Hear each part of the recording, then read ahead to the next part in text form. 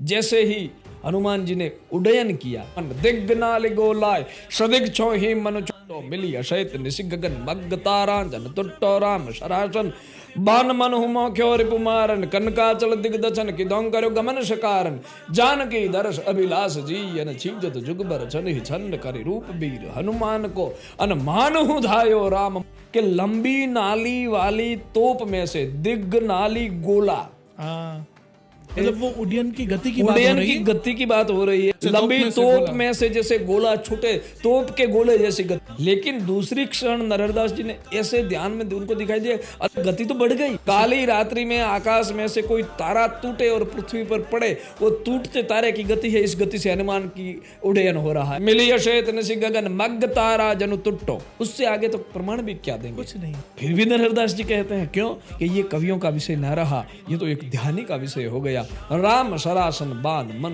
मोख्यो रिपुमारन।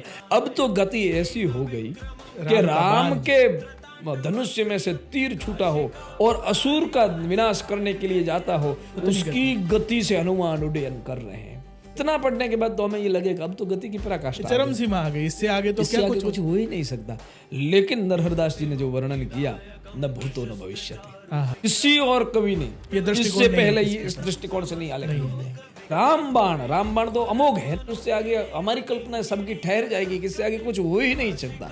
रामबाण तो अमोघ है, लेकिन उस वक्त नरहरदास जी ने लिखा कि जानकी दरस अभिलाष जी छीजत जुगबर छन ही छन। जानकी जी के दर्शन की अभिलाषा में जिनको एक क्षण एक युग के भांति बीत रही है, वो राम का स्वयं मन जैसे हनुमान का रूप लेकर जा रहा हो और मन को एक स्थान से दूसरे स्थान पर पहुंचने में जितना वक्त लगे, इतने वक्त में पूरे समुद्र का हनुमान जी ने उल्लंघन कर दिया था। मन की गति से और मन की तीव्र गति से, और तीव्रता भी कैसी, सामान्य तीव्रता नहीं, जानकी जी को प्राप्त करने की जो राम के मन की तीव्रता,